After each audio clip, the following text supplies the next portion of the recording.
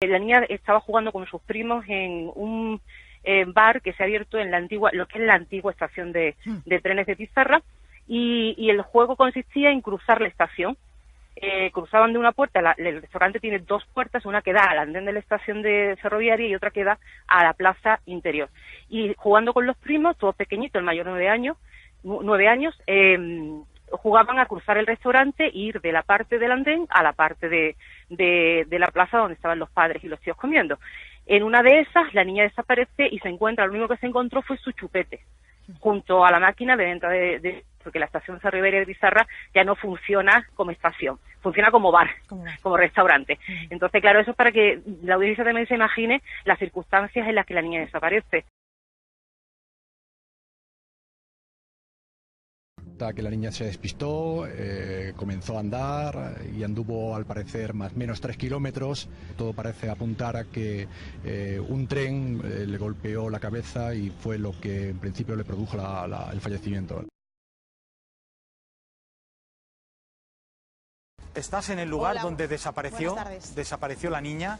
Tú has hecho esta mañana, hace unas horas, el mismo recorrido que supuestamente hizo la niña, según la principal hipótesis de la Guardia Civil. Sí, digamos que lo vais a poder ver vosotros mismos. Todo comenzó aquí, en este bar de la estación de Pizarra, donde la pequeña Lucía estaba cenando con sus padres el pasado miércoles en una de estas mesas. Después se vino hasta aquí, hasta esta explanada, a jugar con sus primos, y es aquí donde se le pierde la pista, donde se ve a la niña por última vez. Fijaos que basta con avanzar unos pocos metros, muy pocos, para llegar a las vías del tren. Están muy cerca de donde la pequeña Lucía estaba jugando. Justo cuando desaparece, pocos minutos después, encuentran debajo de este banco su chupete. Dice la familia que Lucía no iba sin él a ningún sitio. Hemos comprobado además que hay un escalón, fijaos, enorme desde el andén hasta las vías, casi 1 metro, una distancia que es difícil que la pueda saltar una niña de 3 años. Sin embargo, un poco más adelante sí que vemos una rampa que baja desde el andén hasta las vías. Por ahí es por donde, según la versión de la Guardia Civil, la niña habría empezado a caminar 3 kilómetros en plena noche hasta el lugar donde apareció su cuerpo sin vida. Sin embargo, esta versión no convence ni a la familia, ni a los amigos, ni a los vecinos. Dicen que es imposible que una niña de 3 años ande 3 kilómetros sola en mitad de la noche, que se aleje de la luz. También hay que tener en cuenta que la pequeña iba en chanclas y el camino está lleno de piedras y de desniveles. Nosotros hemos hablado hoy con los vecinos y esto es lo que nos han contado. Yo no me lo creo, que una niña chica de 3 años anda por esas piedras. No me lo creo, no me lo creo. No se puede ir 3 kilómetros buscándolo todo el pueblo, toda la juventud del pueblo y todo, Guardia Civil y todo. Y para pisar los cines y no caerse siquiera hasta llegar hasta donde ha llegado. Y allí desemboca un carril, ¿entiendes? Y da caído donde está el carril. Vale, desde que la han tirado allí. Yo, para mi opinión, la niña no llega allí andando. Y las piedras que tiene la vía, no. Mira, se me ponen los vellos de punta. Sí, bueno, Francisco no puede escucharos ahora mismo, se lo pondremos. Francisco, me pregunta Sandra desde Plató, quiere realizarle una pregunta. ¿Usted ha recorrido ya este camino? Sí, nosotros y los compañeros del pueblo, cada uno por un lado, y pasa que un chico empezó a andar a la vía abajo metros antes de llegar a la niña, que él dice que tenía que haber recorrido, pero claro, no sabíamos dónde estaba, y desde donde estaba la niña habría como, no sé, si habría otro kilómetro, y ellos andaron hacia el pueblo, pero no se la encontraron hace tiempo. Supuesto de que si la niña jugara ido a la vía arriba, ellos se la hubieran trompezado, y sin embargo no se la trompezaron. Quiere decir que la niña la tuvieron que poner allí porque la chiquilla en ese momento no le dio tiempo de ponerse allí, ni mucho menos. De nuevo, nosotros tenemos ahí un cronómetro preparado. Y en un momento se acurrucó, se agachó y permaneció ahí hasta que en principio todo parece apuntar a que un tren le golpeó la cabeza. Sí, Francisco, la hipótesis principal de la investigación dice que Lucía fue sola hasta allí, pero en el pueblo corren otras hipótesis porque no lo creéis. ¿Qué pensáis, la familia? Pues el pueblo, lo primero que el pueblo está cabreado ya con estas noticias que están dando, porque es que es increíble de que esta nena con esta edad, a esa hora, pudiera andar 4 kilómetros, cuando, sin embargo, mis hijos, los compañeros, profesionales en hacer rutas y élites de hacer maratones, es imposible que esa niña pueda andar eso porque ellos hicieron 1 hora y pico con linterna a partir de las 2 de la noche cuando ya el tren no estaba, y es imposible que la niña pueda llegar allí. La autoridad dice que sí, pero vamos, eso totalmente, el pueblo está indignado con el que ha dicho esto, con el que deja de decir cosas que no son verdades, y ya, por favor, ya estamos hartos de que nos equivoque y de que hablen de lo que no debe. Y bien digo, que si el que dice que la niña se ha puesto a andar allí, que venga conmigo, nos vamos a poner una chancla, que eso lo conozco yo desde chico, y nos vamos a poner con una chancla a ver si el tío es capaz de contar 4 kilómetros en chancla como la niña iba. Pues eso es lo que vamos a hacer, Francisco. Eso es lo que vamos a hacer. Que venga conmigo, que yo soy responsable de lo que estoy hablando, señorita. Parece que una desorientación de la pequeña le llevó a hacer un recorrido bastante largo. Se cansa probablemente, se acurruca en la vía y el paso de un tren le provoca un golpe en la cabeza, que es lo que finalmente ha causado la muerte. No, yo que me voy a creer esto, ni el pueblo entero se cree. Y es que, mira, más contundente, el que tenga duda de que la niña se ha puesto a andar sola, que se venga aquí a Pizarra, se ponga una zapatilla, se venga conmigo de noche. Y ese, el que sea, que porfía de que la niña se ha puesto andando y sola, que se venga conmigo. Y si es verdad, pues entonces iremos donde tenemos que ir, pero mientras que no hablen pamplinas, porque el pueblo está consternado, porque si el pueblo pillara todo el que está hablando de que la niña se ha ido sola, a lo mejor lo pelaría, pero sin tijeras. Francisco, porque estás ahí que la gente hable lo que sea verdad, y el que tenga dudas que venga aquí a Pizarra, porque tienen tiempo para todo. Francisco, para criticar y para hablar lo que no es verdad. Que se venga aquí, que yo voy con él, que esto lo me ha criado yo aquí, tengo ya 65 años. Que venga, que yo conozco esto. Y que venga conmigo andando de noche y sin luz. A ver si ese tío con chancla, como llevaba mi niña. A ver si ese tío es capaz de comprender que la niña se ha puesto andando en ese tiempo. Más, había unos chicos que a 1 kilómetro, porque ellos cogieron la vía, pero la niña combinó que estaba 1 kilómetro más para arriba, ellos pudieron andar hacia abajo, que si la niña fuera ido para arriba se la hubieran encontrado. Y sin embargo no se la han encontrado porque la niña no estaba en la vía. Francisco, que no me hablen mentiras, porque entonces esto, y el que tenga dudas, que venga conmigo, que lo repito, que se ponga una zapatilla conmigo de noche, sin luz, y vamos a andar los 4 kilómetros, 46 centímetros que dice que hay, que la ha medido mi hijo, que hace senderismo con otros atletas que son compañeros de él. ¿Me entiende usted? Y es imposible, ellos dicen que es imposible que la niña llegue andando allí sin rasguño y sin nada. Que no hable lo que no es, sea juez, sea ministro o sea rey. Sí. ¿Le puedes preguntar si él estaba cuando desaparece Lucía, si él estaba en esa cena, en esa noche, y cuándo se dan cuenta de que desaparece? Sí. Yo estaba allí con ellos, estaba rodeado de mí con los otros nietos míos, jugando para acá y para allá, corriendo. Había 20 personas en la terraza. ¿En qué momento se dan cuenta de que Lucía no está? Pues nada, pues nosotros nos levantábamos para irnos. Venga, vamos. Y en 2 segundos la niña se perdió. En los 2 segundos, más pronto, 3 voces, Lucía, loco, y ya cada uno corrimos por un lado. Quiere decir que al niño no le dio tiempo ni de moverse de la estación. Y Francisco... Que se moviera que se Francisco no te oye, tiene que ser a Benévola. Pero es que esos 50 metros los andamos nosotros en décimas de segundo y tampoco vimos a la niña, ¿me entiendes? Benévola... Es que es la verdad. ¿Entiendes? Más, yo había testigos que lo pueden testiguar, que pueden venir por donde quiera. ¿Me entiendes? Lo que no se puede decir, lo que no se sabe. Sí, me gustaría nadie le cabe con una niña con 3 añitos, con una zapatilla, jugando con sus primos, coja la vía arriba y se vaya 4 kilómetros andando a la vía arriba. ¿Me entiendes? Porque si a lo mejor ha sido por un camino terrizo, como dice este hombre, que el niño se juega a su casa, pues para acá, para allá, mira, pero por una vía escarpada con chinos que si se pueden ver que se están viendo los chinos aquí, ¿me entiendes? No, que no digan lo que no es. Y ya está, y el niño en 2 segundos se perdió. Pero es que a los 2 segundos estábamos nosotros buscando a la niña. Y la niña en 2 segundos, ¿cuánto puede andar la niña a la vía arriba o vía abajo? ¿Cuánto puede andar? Que no me diga, jugando con los primos, el chupete estaba allá al lado, que ella sin su chupete no se iba, ¿me entiendes? O sea, que lo que digamos es que sea verdad. Y el que tenga dudas de que la niña está andando, que venga aquí y dé la cara, por lo menos que dé la cara, porque allí sentado con la corbata, ¿entiendes? Riéndose uno con el otro, está muy bonito, que venga y den la cara, tanto ellos como los políticos, que ven la cara y miren por el pueblo español, hombre, por lo menos. Entendemos la indignación, y si la verdad, del abuelo, pues la verdad se llega a todos lados, no. Ese que dice que la niña está andando, que venga aquí y dé la cara aquí, hombre, que yo le pago el billete. Yo le voy a pagar billete a ese que dice que la niña está andando aquí. Usted no lo dice que yo, si no, es que no lo veo. Pero vamos, si me está escuchando con las orejas y tiene orejas el hombre, que venga aquí, que yo le voy a pagar billete. Eso, que se ponga gafas. Sí, Francisco, ¿cómo se encuentran su hijo Antonio y Almudena, los papás de Lucía? Pues están muertos. Y más, escuchando las cosas que escuchan, pues todavía peor, porque todavía es más falsedad todavía y le hace más daño todavía, ¿me entiendes? Entonces, que al hombre venía bien, y ese tío que dice que la niña estuvo corriendo para arriba y para abajo, a ver si la niña podía pasar por ahí, con 3 años y al oscuro. ¿Entiendes? Sí, estamos viendo, nos muestran un poco esas dificultades que tiene todo. Entonces, combinó que llegaron estos de que están de vigilantes, ¿Mire usted qué pasa este problema? Bueno, usted no se preocupe, que el tren no va a circular, porque podía haber gente en la vía buscando a la niña como estábamos. Luego, ¿cómo después dice que el tren, dice que le dieron paso? Yo ahí ya no puedo entrar. Si un supuesto de que esos señores dicen que el tren no va a pasar, ni locomotores, ni va a pasar ni nada, ¿cómo ahora este tren anda? ¿Entiendes? ¿A ustedes le dieron alguna información de si los trenes iban a pasar o no iban a pasar? No, me dijeron que no, que si pasaba una locomotora pasaría, como le llaman a esto, con mucha cautela, ¿entiendes? Ahora después ya cada uno tiene por un lado, ya no sabemos quién le dio al tren para que pasara ni al maquinista. Ahí yo ya no puedo entrar porque no lo sé. Yo hablo nada más que lo que sé nada más, ¿entiendes? Y yo te digo, eso es lo que hay.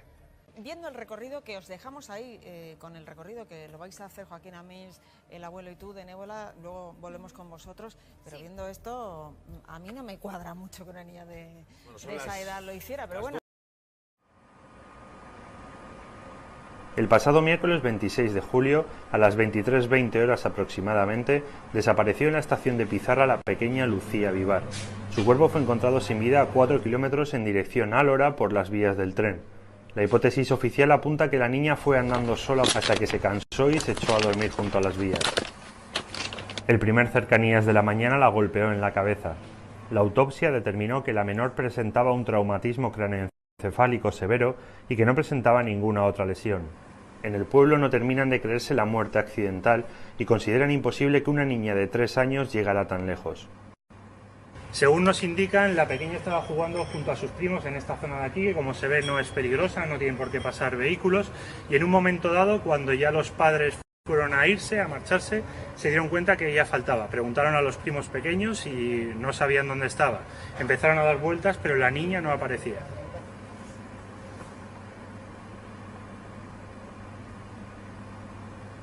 Este pequeño muro que tengo aquí a mi mano izquierda tiene una altura de unos 87 centímetros, una barrera bastante alta para una pequeña de unos 3 años, aunque sí que es cierto que más hacia adelante la altura del muro decrece.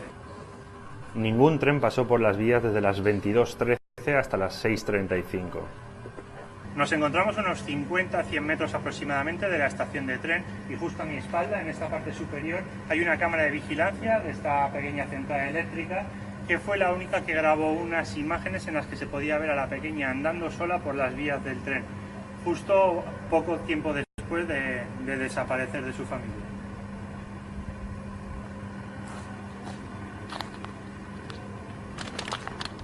Comenzamos el recorrido. A apenas 100 metros de la estación empieza a ser difícil ver el camino.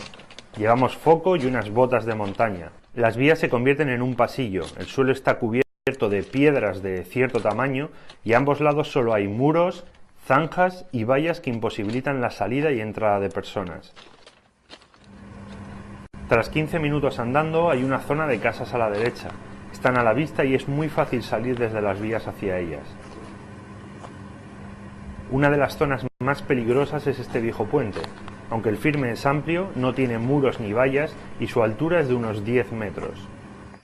Cuando ya se lleva un rato andando por la vía, las juntas que encontramos en ella se convierten en una especie como de peldaños que se pueden ir pisando de forma más o menos sencilla y permiten poder andar sin tener que estar pisando las piedras, no hay gran distancia y es verdad que el caminar por ellas no es tan complicado como al principio. La luna es hoy visible al 72%, pero hace unas semanas solo se veía un 9%. Probamos a apagar los focos. No se ve absolutamente nada. Solo se escucha el ladrido de los perros. Las piedras que hay por las vías se convierten en un obstáculo cada vez mayor. Llevo botas de montaña y aún así, después de llevar ya 2 kilómetros andando, se siente el dolor en los pies. A lo largo del camino las vías varían su dificultad. Hay varios puntos en los que hay casas cerca y zonas de cultivo, mientras que en otras ocasiones hay zanjas y socavones con bastante altura. El kilómetro 3 de la A70-77 es el único punto en el que la carretera pasa junto a las vías, a solo unos metros de donde encontraron a la pequeña. Llevamos unas 2 horas andando hasta llegar a este punto.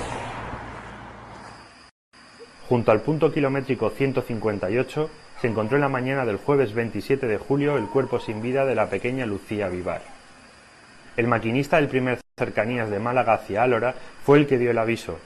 Adif había sido alertada por la Guardia Civil y por ello el conductor, tras ver algo en la vía en su primer viaje, a la vuelta desde Desde Álora hacia Pizarra, frenó en seco y se detuvo a ver qué era. Cuando se bajó, se dio cuenta que lo que allí había era el cuerpo sin vida de la niña.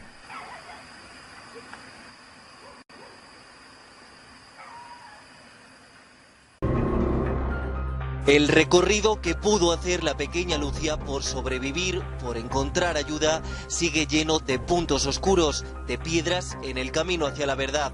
Muchísimas dudas razonables, muchísimas casualidades que exigen que tengamos que buscar la verdad. Según la autopsia oficial, la niña murió entre las 5 y las 7 de la mañana, intervalo en el que habría sido golpeada por el tren, el mismo que en su trayecto de vuelta la encontraría acurrucada junto a las vías a las 6:51, una versión que ahora desmonta este informe pericial independiente encargado por la familia. Habla de fallos en la toma de temperaturas. Los propios forenses admiten que no se confirmó la temperatura ambiental en el lugar de los hechos, pero tampoco la temperatura rectal. Este dato lo obtienen en la sala de autopsias a las 12:15 del 27 de julio. Algo clave para el cálculo de la hora de fallecimiento. Con todo ello, podemos datar la hora de la muerte con margen de error, evidentemente entre 3 y 5 horas antes del cálculo establecido por los forenses. Un dato que lo cambia todo, porque a esas horas no habría salido el primer tren del día, el de las 6:03, lo que refuerza la fe de su familia en que Lucía no hizo ese camino sola. También que el maquinista no notase el golpe a la menor de más de 13 kilos. El golpe se puede escuchar más o menos, dependiendo del volumen y la velocidad que lleves, pero vamos, normalmente claro que se nota. O la extraña postura de su cuerpo, como colocada por alguien en una hendidura de grava para ocultarla a ojos del maquinista y sin apenas daños. Si la niña llegó allí ya muerta y la persona que la depositó ya preparó bien el terreno para que el tren no la destrozara. Este tren es más alto, si hay 30-40 centímetros, no hay espacio suficiente para que el tren dé a la niña. Más de 4 kilómetros en los que Lucía habría sido capaz de luchar contra el cansancio, la sed y atravesar 5 puentes, desniveles, hierros, cadáveres de animales y fuertes ladridos de perros. En la oscuridad más absoluta, ¿pudo hacer todo esto una pequeña de tan solo 3 años? Una pregunta a la que algunos quieren dar carpetazo, mientras otros luchan por llegar a una estación llamada verdad. Les hablamos ahora sí de Lucía Vivar, la niña de 3 años que fue encontrada muerta en la localidad malagueña de Pizarra, porque hoy vamos a ofrecerles una importante novedad en exclusiva sobre este caso en concreto. Bien. Sin duda alguna, y es nuestra compañera Benévola quien ha estado precisamente en esa localidad. Esto es un avance, lo que van a ir viendo, lo que van a ver poco a poco, porque el viernes ya les adelantábamos que la familia de Lucía iba a elaborar un informe que cuestiona que la niña muriera por accidente. Bueno, pues bien, hoy vamos a poder contarles que la abogada de la familia ya ha presentado ese informe al juez. Todo ello se lo contaremos dentro de unos minutos y veremos también esas imágenes en exclusiva que nos traía nuestra compañera. Será enseguida. Tenemos espejo público de verano hablándoles de la pequeña Lucía, esa niña de 3 años que fue encontrada muerta en Pizarra, en Málaga, porque hoy tenemos nuevos datos que ofrecerles, en exclusiva además, Diego. Es muy importante, es una novedad que puede cambiar además también el curso de esta investigación. El viernes ya les contábamos y les adelantábamos que la familia de Lucía, de la pequeña Lucía, iba a elaborar un informe que en cierta manera cuestiona que la niña muriera por un accidente. Bueno, pues hoy ya podemos contarles que precisamente la abogada de la familia va a presentar este informe a lo largo de las próximas horas. Y además, vamos a ofrecerles imágenes en exclusiva de la reconstrucción que hicieron el propio viernes, el recorrido, cuando se hizo el recorrido que habría hecho esta pequeña, la pequeña Lucía, por las vías del tren, en donde se encontró, recordemos, su cuerpo sin vida. Nuestra compañera Benévola Fernández estuvo ahí en Pizarra, ahora hablaremos con ella, nos contará todo lo que ha ocurrido, pero vamos a ver primero ese reportaje. Nos ponemos en los pies de Lucía. Comprobamos si, como dice la investigación, la pequeña podría haber andado sola estos más de 4 kilómetros de vía férrea. Tenemos la misma luminosidad que teníamos el día 26. Vamos a hacerlo en 5 tramos, tomando nota de todo lo que vamos a encontrarnos, ruidos, efectos en la vía. Acompañamos a la familia y a esos desaparecidos en una noche similar a la de la desaparición. Hay un 8% de visibilidad. hacia atrás tenemos luz, con lo cual, pues bueno, la niña andaría teóricamente bastante. Si vemos lo que tenemos por delante, es ya oscuridad total. O sea, si la cámara no se enfoca, exacto, eso ya es totalmente oscuro. Estamos viendo con el foco de la cámara, pero si no existe el foco de la cámara, ya no hay nada de luz. Y aún nos quedan 3 kilómetros así. Nos quedan 3 kilómetros así. 3 kilómetros más en los que nos encontramos zanjas junto a la vía, cables, animales muertos o perros que nos ladran al pasar. Vemos que hay varias salidas de la vía hacia caminos llanos y sin piedras, pero Lucía habría escogido seguir por el camino difícil. A pesar del cansancio ya patente en nuestras piernas adultas, la menor tuvo que ignorar cualquier posibilidad de refugio. Los técnicos dicen que normalmente los niños buscan refugio. En este puente tenemos muchísimo anchurón, como vemos tenemos bastante fácil. Exacto, lo lógico es que viendo la pared y que además hay es fluorescente porque están los dibujos, se hubiera acostado hacia las paredes. Pero escapando a toda lógica, la pequeña habría continuado andando hasta recostarse sobre las piedras en el lugar en el que habría perdido la vida. Era el final de un camino largo, oscuro y tortuoso que nos sigue planteando la misma pregunta. ¿Pudo Lucía llegar sola hasta allí? Nuestra compañera de Nébola es quien ha hecho esta reconstrucción. Lo ha visto en las mismas condiciones en que las pudo hacer la pequeña Lucía, a la misma hora de la noche, con la misma luz, porque es que no se ve nada. No se ve nada. Había en concreto el viernes, que es cuando lo hicimos, había un 8% de visibilidad aproximadamente. Era casi luna nueva, que era exactamente el ciclo lunar que había aquel 26 de julio, cuando desapareció.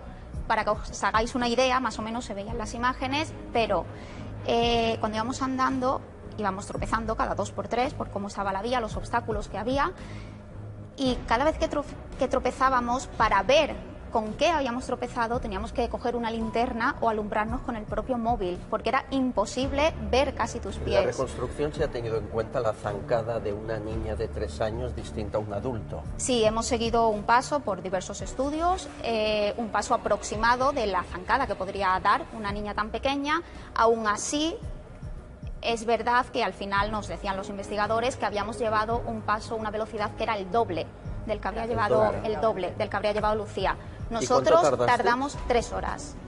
4 kilómetros, 200 metros, tardamos 3 horas. Más de 5 horas. Hay una pregunta entonces, que es, si Lucía se va 6 minutos después por la misma vía, van sus familiares detrás de ella, lo más normal que en 4 kilómetros los familiares hubiesen cogido a Lucía. Yo una de las conclusiones con las que me quedo después de este recorrido es el de los tiempos.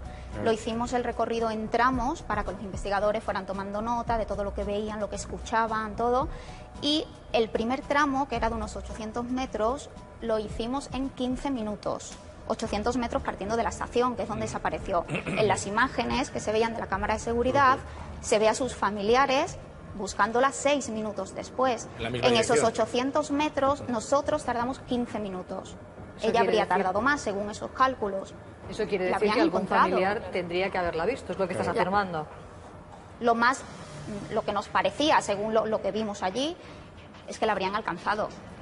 Esta imagen que vemos ahora mismo precisamente en pantalla, hay una cámara de seguridad que capta a lo que parece la pequeña Lucía corriendo. Hay gente que pasa detrás con linternas, son adultos, pero tú nos decías el otro día, de Nébola, que la abuela de Lucía dice que esa no es la niña, que esa no es Lucía. Sí, lo primero yo le llamé, lógicamente, en cuanto vimos las imágenes, qué les había parecido, y lo primero me decía, no, es mi nieta. No es ella, lo que me decía es que esa niña es mayor que su nieta, es más alta y no tiene la forma de andar que tenía Lucía. Ni testigos ni familia dan credibilidad a las imágenes de las cámaras de seguridad que grabaron a la pequeña en las vías. Angustiados, convencidos de que Lucía no se fue, ¿cuál es la versión de los familiares? Se han cogido a la niña, que la niña había alguien y la cogieron. No lo sé, no lo sé, cómo, no lo sé.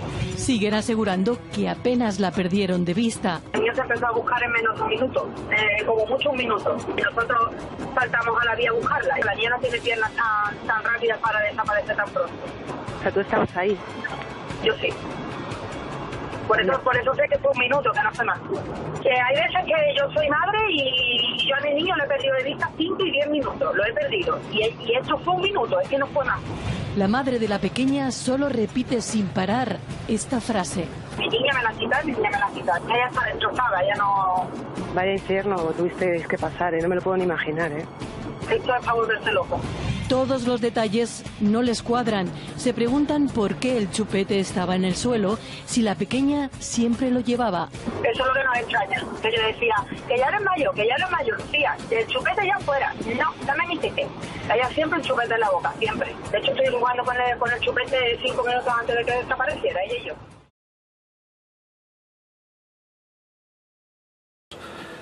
Obviamente nosotros hemos trabajado única y exclusivamente con el material que nos ha proporcionado la representación letrada de la familia. Esta documentación es los atestados elaborados por parte de la Guardia Civil, fotografías, en ningún caso hemos tenido en nuestro despacho las fotografías originales, con lo cual saben ustedes que se pierde muchísima calidad en cuanto a los detalles. Pues el método que utilizan para datar la muerte, que es, como todos ustedes podrán imaginar, es fundamental, la temperatura corporal. Entonces aquí es donde entramos nosotros en debate directo, porque evidentemente para establecer sobre una técnica que no olvidemos que no es una técnica nueva ni innovadora, es una técnica que todo y que es un estándar de oro, que le llaman ellos, es una técnica que viene desde 1964 aproximadamente por parte de Marshall y luego refinada en cierta manera por Hensge, que no es hasta 1984 donde se comprueban y se establecen una serie de variables sobre este cálculo. Pero en definitiva es un cálculo matemático que tiene dos variables fundamentales. Una de ellas es la temperatura ambiental en el punto exacto donde se localiza el cadáver, porque simplemente que nos movamos en torno a 10-15 metros, la temperatura muy probablemente va a variar. Luis. Otro elemento fundamental. Deja sí, la temperatura corporal. ¿Qué otro elemento? Es la temperatura. La temperatura corporal, evidentemente la temperatura corporal que se tiene que tomar y confrontar con esa temperatura ambiente y entonces establecer el nomograma al que han hecho mención. Pero claro, si tenemos en cuenta de que no se ha tomado esa temperatura en el lugar de los hechos, sino que se establece una media aproximada de ese entorno, que es mucho decir, y luego la temperatura corporal del cadáver de Lucía se toma a las 12:15 del mediodía ya en la sala de autopsias, desde las 9 y pico que se practica el levantamiento de cadáver. Otro dato que no tenemos es que si ese cadáver ha estado ya una vez en el Instituto de Medicina Legal a la intemperie, a temperatura ambiente en el instituto, o refrigerado, que por otro lado sería lo normal. Con su permiso, es que, perdóneme que le interrumpa, pero tengo que recurrir a Juan Cano, porque Juan, lo que estamos escuchando es que entiendo que con muchísima buena intención se pretende apurar más la data de la muerte de la niña. ¿Qué dicen los investigadores acerca de este informe que estamos contando esta mañana? Bueno, yo creo que los investigadores se pueden estar enterando ahora de ese informe, del resultado, pero a mí sí me parece, cuando menos, trascendental, porque supondría un vuelco importantísimo al caso.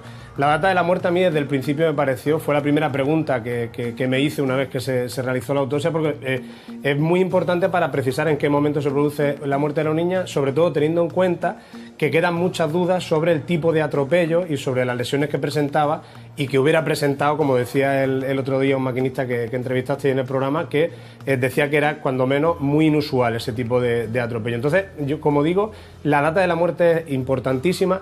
Y el informe, a mí, más que cuestionarme la hipótesis principal de la investigación, que es que esa muerte se produce entre las 5 y las 7 de la mañana, fijaos por qué poco tiempo está dentro de la horquilla a la que se produjo supuestamente el atropello, que fue a las 6:45, más que cuestionarme eso, lo que me plantea son dudas sobre por qué en el levantamiento del cadáver no se toma esa temperatura ambiente y no se toma también la temperatura del cuerpo, cuando son trascendentales para saber la data. Y además lo son más aún cuando se trata de menores, puesto que la prueba del potasio, que es complementaria para saber la data, en el caso de menores los propios forenses reconocen que no es fiable. Entonces creo que era algo que no debería haberse perdido. Buscamos última hora en Málaga sobre el triste caso de la niña de 3 años que ha perdido la vida en la localidad de Pizarra tras despistarse anoche de su familia. Ya saben que la menor se pudo golpear en una vía férrea. Málaga, Jesús Sánchez. La autopsia ha confirmado la muerte violenta de Lucía a causa del fuerte golpe que recibió en la cabeza y fija sobre la 1 de la madrugada, es decir, hora y media después de desaparecer, el momento del fallecimiento. Estaba en la terraza del bar jugando con sus primos mientras sus padres cenaban. Un accidente es la principal hipótesis según los investigadores. La niña se despistó, estuvo andando 3 kilómetros por las vías del tren, tropezó y cayó golpeándose la cabeza. Informaba Málaga, Jesús Sánchez. Son las 7 de la tarde y 20. Muy importante la data del fallecimiento, el momento en el que los forenses sitúan el fallecimiento. Había trascendido esta mañana que estaría hablándose en torno a la 1:30 de la madrugada. Por Dios, pues entonces, es decir, a esa hora es no había trenes. más incomprensible todavía. Claro, por si es a la 1:30 de la madrugada, a esa hora no había trenes. El primer tren creo que pasaba a las 6 de la mañana, ¿no? Y sobre todo que la niña habría hecho ese recorrido en un tiempo récord, porque estamos hablando de una niña que cumplió el 14 de julio 3 añitos.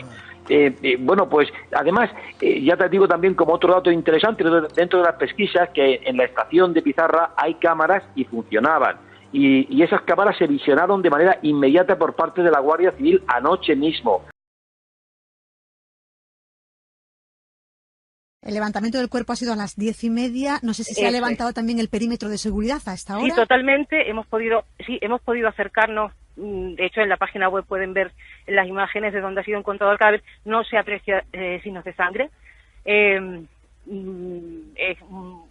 Lo verán ustedes, la vía del tren, la vía de cercanía. Verán un lacito azul, que es donde acaba de señalar hace unos minutos la Policía Judicial, que es el hallazgo del cadáver. Y hemos trabajado con, entre otros, la autopsia, el informe, el dictamen de la autopsia y el informe de histopatología. Entonces, en base a todo el material documental que hemos podido analizar, pues claro, hombre, los forenses lo que afirman es que despreciando en este caso por normal y evidente, como consecuencia de la pérdida de sangre de la pequeña. Otro dato sería las livideces cadavéricas. Las livideces cadavéricas es la sangre que se deposita en las partes declives del cuerpo en el momento del fallecimiento porque ha dejado de circular. Entonces, en este caso y en casos similares de muertes traumáticas donde la persona pierde gran cantidad de sangre, podemos decir que las livideces son prácticamente inexistentes. Entonces, en este caso es obvio, por motivos obvios, la muerte traumática con una pérdida masiva de sangre en el cuerpo de la pequeña estaba exsanguinado, es decir, no tenía sangre como para poder valorar la evolución de las livideces cadavéricas, por ejemplo, que es uno de los elementos que se tienen en cuenta siempre. Digamos, yo, si me lo permiten, lo que les apuntaré es que la sintomatología que se aprecia tanto en la autopsia, sin olvidar de la exsanguinación que les comentaba, los órganos de la pequeña estaban pálidos, no tenían sangre. Desde el punto de vista científico, mi criterio es que se trata de una muerte homicida, no de un accidente, sino empezó a desangrarse. Se desangró muy lentamente, hasta tal punto que todas las vísceras de la niña estaban sin sangre, estaban exangües. Miren ustedes, si una persona sufre, por ejemplo, un aplastamiento de la cabeza por el tren, el corazón se para de inmediato. Al corazón, al pararse de inmediato, no bombea sangre hacia el exterior del cuerpo. Eso quiere decir que la sangre cae en las vísceras, como no pueden bombearse hacia el exterior, quedan en las vísceras. Sin embargo, esta niña no tenía ninguna sangre en las vísceras. ¿Qué quiere decir? Se desangró completamente. Completamente. ¿Qué quiere decir? Que el corazón estaba latiendo y expulsando esa sangre hacia el exterior. Cuando uno se desangra, entra en shock. Se llama shock hipovolémico, porque no hay suficiente volumen de sangre, entonces sufre lo que se llama un shock hipovolémico y se muere de un shock hipovolémico. Entonces lo que existe son los signos del shock. Y otra cosa, ¿por qué ha tenido que desangrarse en ese sitio? Depende cuánto tiempo haya tardado quien sea en trasladarlo a ese lugar. Ha podido desangrarse cerca del lugar donde recibió el primer golpe, no sé, en el coche que la trasladó, por ejemplo, suponiendo que la trasladase en un coche, en otro lugar. O sea, ¿en dónde está esa sangre? Eso es lo que hay que averiguar. No, sí, por eso me parece importante. Es decir, si no tiene sangre en el interior, en algún sitio tiene que estar esa sangre. Si no estaba en las vías, es porque a lo mejor murió en otro sitio. El segundo golpe, cuando lo recibe, ¿la niña ya está muerta? Claro, hay 4 aspectos que me permiten asegurar que la niña estaba muerta con el atropello del tren y que estaba viva cuando recibió el primer golpe. Primero, si nosotros vemos la herida, alrededor o cerca de esa herida hay coágulos de sangre. En la primera herida, el tren le aplasta la cabeza y no hay ni un solo coágulo de sangre. Miren, la sangre coagula durante los primeros minutos después de recibir la herida.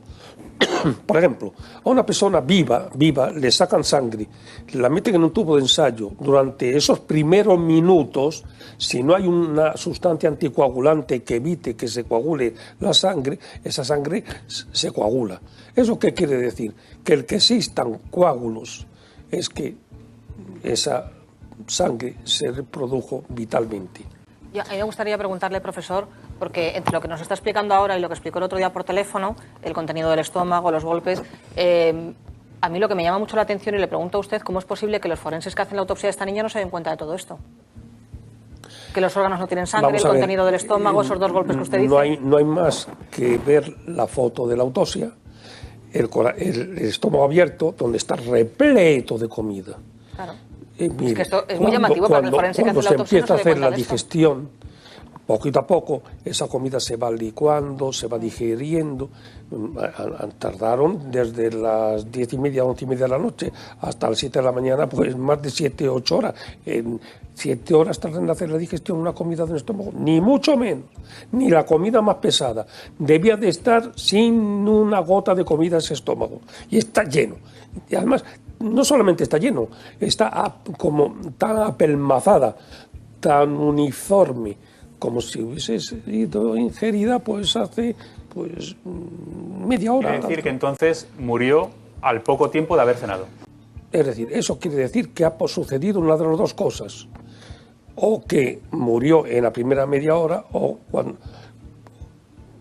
que sufrió el golpe en la cabeza. Si tenemos en cuenta que se ha desangrado lentamente, es que no había nada más que las heridas normales de los 2 golpes y pues lesiones pues de manchas de grasa o algunas rozaduras. Porque hay que recordar... Había una lesión importantísima. ¿Sí? Mire usted, en la espalda había una rozadura, en la piel de la espalda había una rozadura. Vamos a ver, si yo cojo un objeto, el que sea, y lo rozo, aquí hay una rozadura. Sí. Y esto no está vivo, es una rozadura. ¿Qué diferencia hay entre este teléfono y una persona que esté viva? Una persona que esté muerta, o el teléfono roza la superficie de afuera, pero no la de dentro. Bueno, pues la niña tenía la rozadura en la espalda y cuando levantan la piel de la espalda, dentro no hay nada. No hay hematoma, no hay sangre. Ya estaba muerta. Ya estaba muerta. ¿Se hubiera detectado en la autopsia restos de cloroformo? Claro, perfectamente. En la autopsia no, un momento. Para detectar el cloroformo hay que extraer las vísceras, determinadas vísceras. Claro. Hacer un estudio toxicológico, no en la autopsia, sino en el laboratorio, por espectrometría de masas. Y además, una técnica especial. ¿Y si ha realizado ese examen? No. Que para determinar el cloroformo tiene que pedirse no solo un análisis toxicológico general, sino especial. Sí, que hay que buscarlo específicamente. Hay que buscarlo específicamente. Y si ahora se pidiera ese examen, ahora sí aparecería, aunque fuera tan volátil, sí aparecería. Si hay cloroformo, es posible que haya.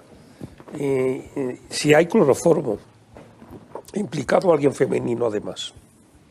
Y además hay otras 2 pruebas que se debían de haber hecho de rutina. No es a petición. Miren ustedes, si hay 2 heridas, se toman los bordes de las 2 heridas.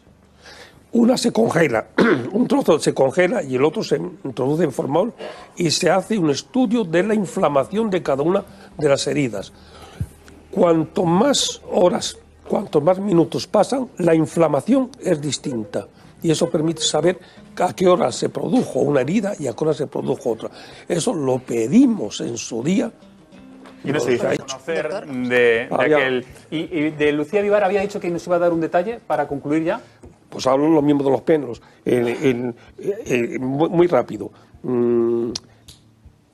León me manda la ropa de una niña enterrada, descuartizada, y no encontró nadie pelos. Me lo mandaron a mí y vi más de 30 pelos, entre los cuales había del homicida.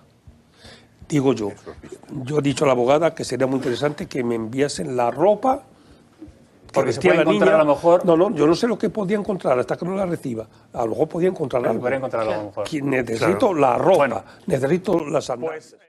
Que la niña se despistó, comenzó a andar y anduvo al parecer más o menos 3 kilómetros. Todo parece apuntar a que un tren le golpeó la cabeza y fue lo que en principio le produjo el fallecimiento. Los investigadores no están barajando solamente esta cuestión.